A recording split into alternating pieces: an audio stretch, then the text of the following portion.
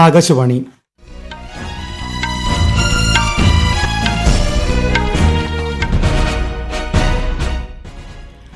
നമസ്കാരം.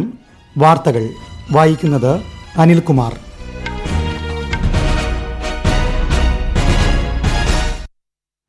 പ്രധാന വാർത്തകൾ. ഭീകരവാദം തടയുന്നതിന് സംയുക്ത കർമ്മസമിതി രൂപീകരിക്കാനുള്ള ധാരണാപത്രത്തിൽ ഇന്ത്യയും സൈപ്രസും ഒപ്പുവച്ചു. ഇരു രാജ്യങ്ങളും തമ്മിലുള്ള ബന്ധം കൂടുതൽ മെച്ചപ്പെട്ടതായി പ്രധാനമന്ത്രി. 19ാമത് റോസ്ഗാർ മേളയുടെ ഭാഗമായി 51,000-ലധികം യുവാക്കൾക്ക് നാളെ പ്രധാനമന്ത്രി നരേന്ദ്രമോദി നിയമന ഉത്തരവുകൾ കൈമാറും. 16ാം കേരള നിയമസഭയുടെ സ്പീക്കറായി കോൺഗ്രസിന്റെ മുതിർന്ന നേതാവ് തിരുവഞ്ചൂർ രാധാകൃഷ്ണൻ ചുമതലയേറ്റു. ഗവർണറുടെ നയപ്രഖ്യാപനം ഈ മാസം 29-ന്. 9ാം ക്ലാസ് വിദ്യാർത്ഥികൾക്ക് ത്രിഭാഷാ പഠനം നിർബന്ധമാക്കിയ CBSE നിലപാടിനെ ചോദ്യം ചെയ്യുന്ന ഹർജി അടുത്തയാഴ്ച പരിഗണിക്കുമെന്ന് സുപ്രീംകോടതി. കേരളത്തിൽ വരും ദിവസങ്ങളിൽ അതിശക്തമായ മഴയ്ക്ക് സാധ്യത. ആലപ്പുഴ ജില്ലയിൽ ഇന്ന് ഓറഞ്ച് ജാഗ്രത. കേരള, കർണാടക, ലക്ഷദ്വീപ് തീരങ്ങളിൽ ഈ മാസം 26 വരെ മത്സ്യബന്ധനത്തിന് വിലക്ക്. IPL ക്രിക്കറ്റിൽ Sunrisers Hyderabad royal Challengers Bengaluru പോരാട്ടം. വാർത്തകൾ വിശദമായി. ഇന്ത്യയും സൈപ്രസും തമ്മിലുള്ള ബന്ധം കൂടുതൽ മെച്ചപ്പെട്ടതായി പ്രധാനമന്ത്രി നരേന്ദ്രമോദി. ന്യൂഡൽഹിയിൽ സൈപ്രസ് പ്രസിഡന്റുമായി നടത്തിയ ചർച്ചകൾക്ക് ശേഷമുള്ള സംയുക്ത പ്രസ്താവനയിലാണ് പ്രധാനമന്ത്രി ഇക്കാര്യം വ്യക്തമാക്കിയത്. കഴിഞ്ഞ 10 വർഷത്തിൽ സൈപ്രസിൽ നിന്നുള്ള നിക്ഷേപം ഇരട്ടിയായി വർദ്ധിച്ചു. അടുത്ത 5 വർഷത്തിൽ ഇരു രാജ്യങ്ങൾക്കുമിടയിലുള്ള നിക്ഷേപം ഇരട്ടിയാക്കി വർദ്ധിപ്പിക്കുമെന്നും ശ്രീ മോദി പറഞ്ഞു. Bharat European union free trade agreement से तमाम नई संभावनाएं बनी हैं। इसका लाभ उठाते हुए हम अगले 5 वर्षों में इस इन्वेस्टमेंट को फिर से डबल करने का लक्ष्य रख रहे हैं और इस संकल्प को साकार करने के लिए आज हम अपने विश्वसनीय संबंधों को एक स्ट्रेटेजिक पार्टनरशिप के रूप में एलिवेट कर रहे हैं. ഭീകരവാദം തടയുന്നതിന് സംയുക്ത കർമ്മസമിതി രൂപീകരിക്കാനുള്ള ധാരണാപത്രത്തിലും ഇരു രാജ്യങ്ങളും ഒപ്പുവച്ചു. സൈബർ സുരക്ഷ, സമുദ്ര സുരക്ഷ എന്നീ മേഖലകളിൽ സഹകരണം വർദ്ധിപ്പിക്കാനും ധാരണയായി. ഇന്ത്യയും സൈപ്രസും തമ്മിലുള്ള ഉഭയകക്ഷി ബന്ധവും ഇന്ത്യ യൂറോപ്യൻ യൂണിയൻ ബന്ധവും കഴിഞ്ഞ ഒരു വർഷത്തിനിടെ വലിയ രീതിയിൽ പുരോഗതി കൈവരിച്ചതായി സൈപ്രസ് പ്രസിഡന്റ് വ്യക്തമാക്കി. രാഷ്ട്രപതി ദ്രൗപദി മുർമുവുമായും സൈപ്രസ് പ്രസിഡന്റ് ഇന്ന് കൂടിക്കാഴ്ച നടത്തും. 19ാമത് റോസ്ഗാർ മേളയുടെ ഭാഗമായി വിവിധ കേന്ദ്ര സർക്കാർ വകുപ്പുകളിലും സ്ഥാപനങ്ങളിലും പുതുതായി നിയമിതരായ 51,000-ലധികം യുവാക്കൾക്ക് നാളെ പ്രധാനമന്ത്രി നരേന്ദ്രമോദി നിയമന ഉത്തരവുകൾ കൈമാറും. ചടങ്ങിനെ വീഡിയോ കോൺഫറൻസിലൂടെ പ്രധാനമന്ത്രി അഭിസംബോധന ചെയ്യും. രാജ്യത്തുടനീളമുള്ള 47 സ്ഥലങ്ങളിലാണ് റോസ്ഗാർ മേള നടക്കുന്നത്. പാലക്കാട് നടക്കുന്ന റോസ്ഗാർ മേളയിൽ കേന്ദ്രമന്ത്രി HD കുമാരസ്വാമി മുഖ്യാതിഥിയാകും. തിരുവനന്തപുരത്ത് ദക്ഷിണ റെയിൽവേ സംഘടിപ്പിക്കുന്ന മേളയിൽ കേന്ദ്ര സഹമന്ത്രി സുരേഷ് ഗോപി 130ഓളം ഉദ്യോഗാർത്ഥികൾക്ക് നിയമന കത്തുകൾ വിതരണം ചെയ്യും.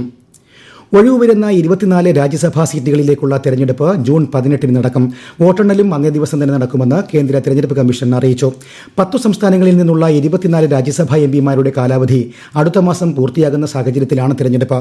രാജ്യസഭാ പ്രതിപക്ഷ നേതാവ് മല്ലികാർജ്ജുൻ ഖർഗെ, മുൻ പ്രധാനമന്ത്രി HD ദേവഗൌഡ, കേന്ദ്ര സഹമന്ത്രി ജോർജ് കുര്യൻ എന്നിവരുൾപ്പെടെയുള്ള അംഗങ്ങളുടെ കാലാവധിയാണ് അടുത്ത മാസം അവസാനിക്കുന്നത്.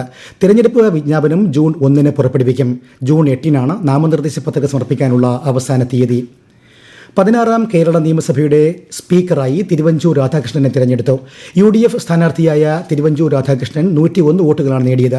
LDF സ്ഥാനാർത്ഥി AC മൊയ്തീന് 35 വോട്ടും BJP സ്ഥാനാർത്ഥി BB ഗോപകുമാറിന് 3 വോട്ടും ലഭിച്ചു. നാളെ മുതൽ ഈ മാസം 28 വരെ സഭസമ്മേളനം ഉണ്ടായിരിക്കില്ല. ഈ മാസം 29-നാണ് ഗവർണറുടെ നയപ്രഖ്യാപനം. ജൂൺ 1 മുതൽ 3 വരെ ഗവർണറുടെ നയപ്രഖ്യാപനത്തിന് മേലുള്ള നന്ദിപ്രമേയ ചർച്ച സഭയിൽ നടക്കും. അടുത്ത മാസം 1-നാണ് ഡെപ്യൂട്ടി സ്പീക്കർ തെരഞ്ഞെടുപ്പ്. 9ാം ക്ലാസ് വിദ്യാർത്ഥികൾക്ക് ജൂലൈ 1 മുതൽ ത്രിഭാഷാ പഠനം നിർബന്ധമാക്കിയ CBSE നിലപാടിനെ ചോദ്യം ചെയ്യുന്ന ഹർജി അടുത്തയാഴ്ച പരിഗണിക്കുമെന്ന് സുപ്രീംകോടതി. മുതിർന്ന അഭിഭാഷകൻ മുകുൾ രോഹ്തഗിയാണ് വിഷയം കോടതിയിൽ ഉന്നയിച്ചത്. CBSEയുടെ പുതിയ നയം 9ാം ക്ലാസ്സിൽ 2 അധിക ഭാഷകൾ കൂടി നിർബന്ധമാക്കുന്നുവെന്നും ഇത് വലിയ ആശയക്കുഴപ്പത്തിന് വഴിവെക്കുമെന്നും അദ്ദേഹം പറഞ്ഞു. പ്രിഗാബിലിൻ എന്ന മരുന്നിനെ ഷെഡ്യൂൾഡ് H1 പട്ടികയിൽ ഉൾപ്പെടുത്തി കേന്ദ്ര ആരോഗ്യ മന്ത്രാലയം വിജ്ഞാപനം പുറപ്പെടുവിച്ചു. മരുന്നുകളുടെ ദുരുപയോഗം തടയുന്നതിനും നിയന്ത്രണം കർശനമാക്കുന്നതിനുമായാണ് നടപടി. യുവാക്കൾക്കിടയിൽ വർദ്ധിച്ചുവരുന്ന ലഹരി ഉപയോഗവും പ്രിഗാബിലിൻ ദുരുപയോഗവും സംബന്ധിച്ച റിപ്പോർട്ടുകളുടെ അടിസ്ഥാനത്തിലാണ് തീരുമാനം.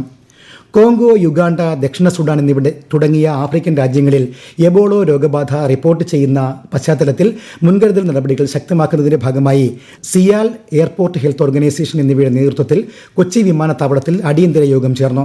രോഗലക്ഷണങ്ങൾ കണ്ടെത്തുന്നതിനുള്ള നിരീക്ഷണ സംവിധാനം ശക്തിപ്പെടുത്താൻ യോഗത്തിൽ തീരുമാനമായി.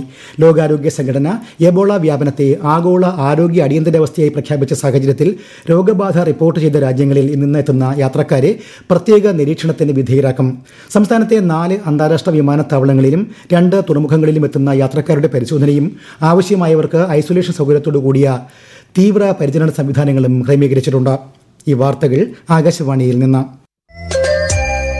ആകാശവാണി വാർത്തകളും വാർത്താ അധിഷ്ഠിത പരിപാടികളും All India Radio News Thiruvananthapuram YouTube ചാനലിലും @All India Radio News Thiruvananthapuram Facebook പേജിലും AIR ന്യൂസ് തിരുവനന്തപുരം ഇൻസ്റ്റഗ്രാം അക്കൌണ്ടിലും @AIR ന്യൂസ്_TVM X ഹാൻഡിലും ലഭ്യമാണ്. 12ാം ക്ലാസ് പരീക്ഷയുടെ ഉത്തരക്കടലാസുകളുടെ സ്കാൻ ചെയ്ത പകർപ്പുകൾ ലഭിക്കുന്നതിനുള്ള സമയം ഈ മാസം 24 വരെ നീട്ടി CBSE. നാളെയായിരുന്നു ഇതിനായി നിശ്ചയിച്ചിരുന്ന അവസാന തീയതി. കഴിഞ്ഞ കുറച്ച് ദിവസങ്ങളായി CBSE വെബ്സൈറ്റിലുണ്ടായ അമിത തിരക്കും വെബ്സൈറ്റിന്റെ പ്രവർത്തനത്തിലുണ്ടായ സാങ്കേതിക പ്രശ്നങ്ങളും കാരണമാണ് തീരുമാനം. ഉത്തരക്കടലാസിന്റെ സ്കാൻ ചെയ്ത പകർപ്പ് ലഭിച്ച ശേഷം എന്തെങ്കിലും തെറ്റുകൾ കണ്ടെത്തി പുനർമൂല്യനിർണ്ണയത്തിന് അപേക്ഷിക്കുന്നതിന് വിദ്യാർത്ഥികൾക്ക് 2 ദിവസം കൂടി സമയം ലഭിക്കുമെന്നും CBSE അറിയിച്ചു. രാജ്യത്തെ മുതിർന്ന പൌരന്മാർക്കുള്ള പിന്തുണാ സംവിധാനങ്ങൾ ശക്തമാക്കുന്നതിനായി ആവിഷ്കരിച്ച ജീവൻ മൊബൈൽ ആപ്ലിക്കേഷൻ പ്രവർത്തന സജ്ജമായി. കേന്ദ്ര സാമൂഹിക നീതി ശാക്തീകരണ മന്ത്രി വീരേന്ദ്രകുമാർ ആപ്പ് ന്യൂഡൽഹിയിൽ ഉദ്ഘാടനം ചെയ്തു.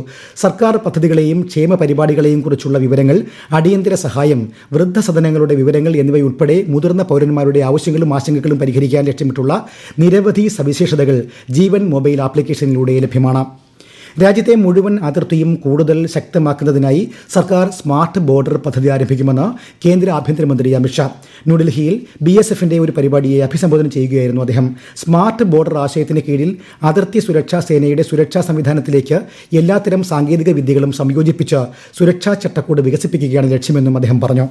आने वाले 1 साल के अंदर ही स्मार्ट बॉर्डर कंसेप्ट के साथ सीमा सुरक्षा बल की सुरक्षा में सभी प्रकार की तकनीक को लैस कर एक अभेद बॉर्डर की हम सुरक्षा की ग्रिड बनाने का काम आगे बढ़ रहा है और बहुत कम समय में गृह मंत्रालय ड्रोन, रडार, आधुनिक कैमराज और बाकी सारी तकनीक के साथ एक स्मार्ट बॉर्डर के प्रोजेक्ट को लेकर देश के सामने आएगा.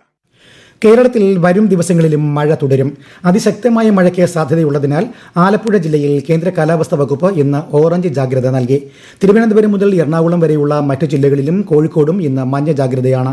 നാളെയും 5 ജില്ലകളിൽ മഞ്ഞ ജാഗ്രതാ നിർദ്ദേശം നൽകിയിട്ടുണ്ട്. ശക്തമായ കാറ്റിനും മോശം കാലാവസ്ഥയ്ക്കും സാധ്യതയുള്ളതിനാൽ കേരള, കർണാടക, ലക്ഷദ്വീപ് തീരങ്ങളിൽ ഈ മാസം 26 വരെ മത്സ്യബന്ധനത്തിന് വിലക്കേർപ്പെടുത്തി. UPSC സിവിൽ സർവീസ് പ്രാഥമിക പരീക്ഷ ഈ മാസം 24 നടക്കും. കേരളത്തിൽ തിരുവനന്തപുരം, എറണാകുളം, കോഴിക്കോട് നഗരങ്ങളിലായി ക്രമീകരിച്ചിട്ടുള്ള വിവിധ കേന്ദ്രങ്ങളിലായി ഏകദേശം 21,000 ഉദ്യോഗാർത്ഥികൾ പരീക്ഷ എഴുതും. രാവിലെ 9:30 മുതൽ 11:30 വരെയും ഉച്ചയ്ക്ക് ശേഷം 2:30 മുതൽ 4:30 വരെയുമാണ് പരീക്ഷ. ബക്രീദ് പ്രമാണിച്ച് ന്യൂഡൽഹിയിലെ എല്ലാ കേന്ദ്ര സർക്കാർ ഓഫീസുകൾക്കും ഈ മാസം 28-ന് അവധിയായിരിക്കുമെന്ന് സർക്കാർ അറിയിച്ചു. നേരത്തെ മെയ് 27-നാണ് അവധി നിശ്ചയിച്ചിരുന്നത്. രാജ്യത്തെ ഓഹരി വിപണികളിലെ നേട്ടം. സെൻസെക്സ് 232 പോയിന്റ് ഉയർന്ന് 75,415-ലും നിഫ്റ്റി 65 പോയിന്റ് നഷ്ടത്തിൽ 23,719-ലും വ്യാപാരം അവസാനിപ്പിച്ചു. സ്വർണ്ണവില കുറഞ്ഞു. പവന് 320 രൂപ താഴ്ന്ന് 1,16,960 രൂപയും ഗ്രാമിന് 14,620 രൂപയുമാണ് ഇന്നത്തെ വില. പ്രധാനമന്ത്രി നരേന്ദ്രമോദി ജനങ്ങളുമായി ആശയങ്ങൾ പങ്കുവയ്ക്കുന്ന പ്രതിമാസ റേഡിയോ പ്രഭാഷണ പരിപാടി മൻ കി ബാത്ത് ഈ മാസം 31-ന്. പരിപാടിയുടെ 134-ാം പതിപ്പാണിത്. പരിപാടിയിലേക്കുള്ള ആശയങ്ങളും അഭിപ്രായങ്ങളും 1800117800 എന്ന ടോൾ ഫ്രീ നമ്പറിലൂടെയോ നമോ ആപ്പിലൂടെയോ MyGov ഓപ്പൺ ഫോറത്തിലൂടെയോ ഈ മാസം 29 വരെ സമർപ്പിക്കാം. പ്രധാന വാർത്തകൾ വീണ്ടും. ഭീകരവാദം തടയുന്നതിന് സംയുക്ത കർമ്മസമിതി രൂപീകരിക്കാനുള്ള ധാരണാപത്രത്തിൽ ഇന്ത്യയും സൈപ്രസും ഒപ്പുവച്ചു. ഇരു രാജ്യങ്ങളും തമ്മിലുള്ള ബന്ധം കൂടുതൽ മെച്ചപ്പെട്ടതായി പ്രധാനമന്ത്രി. 19ാമത് റോസ്ഗാർ മേളയുടെ ഭാഗമായി 51,000-ത്തിലധികം യുവാക്കൾക്ക് നാളെ പ്രധാനമന്ത്രി നരേന്ദ്രമോദി നിയമന ഉത്തരവുകൾ കൈമാറും. 16ാം കേരള നിയമസഭയുടെ സ്പീക്കറായി കോൺഗ്രസിന്റെ മുതിർന്ന നേതാവ് തിരുവഞ്ചൂർ രാധാകൃഷ്ണൻ ചുമതലയേറ്റു. ഗവർണറുടെ നയപ്രഖ്യാപനം ഈ മാസം 29-ന്. 9ാം ക്ലാസ് വിദ്യാർത്ഥികൾക്ക് ത്രിഭാഷാ പഠനം നിർബന്ധമാക്കിയ CBSE നിലപാടിനെ ചോദ്യം ചെയ്യുന്ന ഹർജി അടുത്തയാഴ്ച പരിഗണിക്കുമെന്ന് സുപ്രീം കോടതി. കേരളത്തിൽ വരും ദിവസങ്ങളിൽ അതിശക്തമായ മഴയ്ക്ക് സാധ്യത. ആലപ്പുഴ ജില്ലയിൽ ഇന്ന് ഓറഞ്ച് ജാഗ്രത. കേരള, കർണാടക, ലക്ഷദ്വീപ് തീരങ്ങളിൽ ഈ മാസം 26 വരെ മത്സ്യബന്ധനത്തിന് വിലക്ക്. IPL ക്രിക്കറ്റിൽ Sunrisers Hyderabad royal Challengers Bengaluru പോരാട്ടം. വാർത്തകൾ കഴിഞ്ഞു. അടുത്ത വാർത്താ പ്രക്ഷേപണം രാത്രി 8:35.